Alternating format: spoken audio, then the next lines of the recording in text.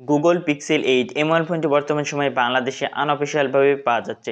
Hello বন্ধুরা, তো কেমন আছেন আপনারা? তো আজকের এই ভিডিওতে এই মোবাইল ফোনটি সম্পর্কে বিস্তারিত জানবো।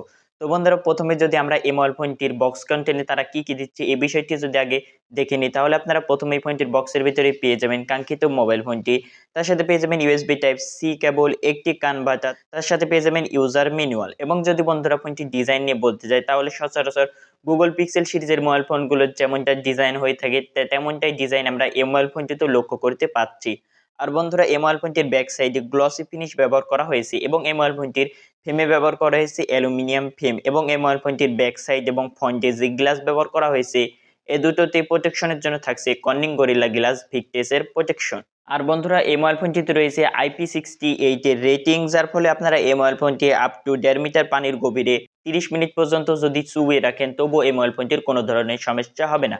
এই মোবাইল ফোনটির ওয়েট হলো 187 গ্রাম এবং এই মোবাইল ফোনটির থিকনেস হলো 8.9 mm। এবং বন্ধুরা, এই মোবাইল ফোনটিতে ব্যাটারি হিসেবে ব্যবহার করা হয়েছে 4575 mAh এর ব্যাটারি। কিন্তু বন্ধুরা, এই মোবাইল ফোনটির যে বড় ভাই রয়েছে অর্থাৎ গুগল পিক্সেল 8 প্রো, এই মোবাইল ফোনটিতে 5000 mAh এর ব্যাটারি ব্যবহার করা হয়েছিল এবং নন প্রো ভ্যারিয়েন্টে 4575 mAh এর ব্যাটারি ব্যবহার করা হয়েছে। তার সাথে রয়েছে 27 ওয়াটের চার্জিং সাপোর্ট এবং এই মোবাইল ফোনটিতে রয়েছে 18 ওয়াটের ওয়্যারলেস চার্জিং এরও সাপোর্ট। এছাড়া এই মোবাইল ফোনটিতে আপনারা রিভার্স চার্জিং এরও সাপোর্ট পেয়ে যাবেন। এই মোবাইল ফোনটি যদি ডিসপ্লে পার্টে চলে আসে, তাহলে এই মোবাইল ফোনটিতে ডিসপ্লে হিসেবে ব্যবহার করা হয়েছে 6.2 ইঞ্চির একটি ওলেড ফুল এইচডি প্লাস 120 হার্টসের ডিসপ্লে। এছাড়া এই মোবাইল ফোনটির ডিসপ্লেতে রয়েছে HDR10 প্লাসের সাপোর্ট। তাছাড়া এই মোবাইল ফোনটিতে রয়েছে একটি স্টেরিও স্পিকার, যার ফলে আপনারা এই মোবাইল ফোনটির সাউন্ড কোয়ালিটিও বেটার পাবেন। অর্থাৎ আপনারা যদি এই মোবাইল ফোনটি দিয়ে ভিডিও টিডিও দেখতে যদি পছন্দ করেন, তাহলে আপনারা এই মোবাইল ফোনটি দেখে বেটার রেজাল্ট পাবেন এবং আপনারা ভিডিও দেখে মজা পাবেন। এছাড়া এই মোবাইল ফোনটির ডিসপ্লের এই জায়গাতে কালার কোয়ালিটিও আমার কাছে দুর্দান্ত লেগেছে। আর বন্ধুরা, এই মোবাইল ফোনটির ডিসপ্লেতে রয়েছে একটি ইন ডিসপ্লে ফিঙ্গারপ্রিন্ট সেন্সর। তো এখানে যে ফিঙ্গারপ্রিন্ট সেন্সরটি দেওয়া রয়েছে, তো এটা আমার কাছে তুলনামূলক একটু ওপরেই লেগেছে। তো এই ইন ডিসপ্লে ফিঙ্গারপ্রিন্ট সেন্সরটি যদি আরেকটু নিচে দিত, তাহলে এই বিষয়টি অনেকেরই সুবিধা হতো। এছাড়া বন্ধুরা, এই মোবাইল ফোনটির ডিসপ্লেতে রয়েছে অলওয়েজ অন ডিসপ্লে। এছাড়া এই মোবাইল ফোনটিতে রয়েছে 2000 নিটস পিক ব্রাইটনেস, যার ফলে আপনারা এই মোবাইল ফোনটি ইনডোর এবং আউটডোর দুটো কন্ডিশনেই একদম ক্লিয়ারলি ব্যবহার করতে পারবেন। এই মোবাইল ফোনটি যদি স্পেসিফিকেশন নিয়ে কথা বলতে চাই, তাহলে এই মোবাইল ফোনটিতে চিপসেট হিসেবে ব্যবহার করা হয়েছে গুগল টেনসর G3, যেটা হলো 4nm বেস একটি চিপসেট। এছাড়া এই মোবাইল ফোনটি দুটো ভ্যারিয়েন্টে বর্তমান বাংলাদেশে পাওয়া যাচ্ছে। একটি হলো 8128 এবং আরেকটি হলো 8256, যার স্টোরেজ টাইপ হলো UFS 3.1। এছাড়া বন্ধুরা, এই মোবাইল ফোনটিতে রয়েছে অ্যান্ড্রয়েড 14 এর আপডেট। এছাড়া বন্ধুরা, এই মোবাইল ফোনটিতে আপনারা পেয়ে যাবেন 7 বছরের OS আপডেট, অর্থাৎ আপনারা এই মোবাইল ফোনটিতে 2030 সাল পর্যন্ত অ্যান্ড্রয়েডের লেটেস্ট ভার্সনের আপডেট পেয়ে যাবেন। যেহেতু এটা গুগলের ফোন, তাই জন্য এই মোবাইল ফোনটিতেই সবার আগে যে অ্যান্ড্রয়েড 14 আসবে এটা আমাদের সকলেরই জানা ছিল। এছাড়া যদি এই মোবাইল ফোনটি যদি পারফরমেন্স সেকশন নিয়ে কথা বলতে চাই, যেহেতু বন্ধুরা এখানে গুগল টেনসরের চিপসেট ব্যবহার করা হয়েছে, যেটা আমরা সকলেই জানি যে এই গুগলের যে টেনসর চিপসেটটি রয়েছে এটা তুলনামূলক একটু বেশি হিট হয়। তাই জন্য এই মোবাইল ফোনটির পারফরমেন্স সেকশন নিয়ে আসলে ততটা বলা যাচ্ছে না। এছাড়া আপনারা এই মোবাইল ফোনটি দিয়ে গেমিং যদি করতে চান, তাহলে গেমিং করতে পারবেন, কিন্তু হিটিং এর যে বিষয়টি, এই বিষয়টি আসলে আমাদের সকলেরই ভয় থাকে।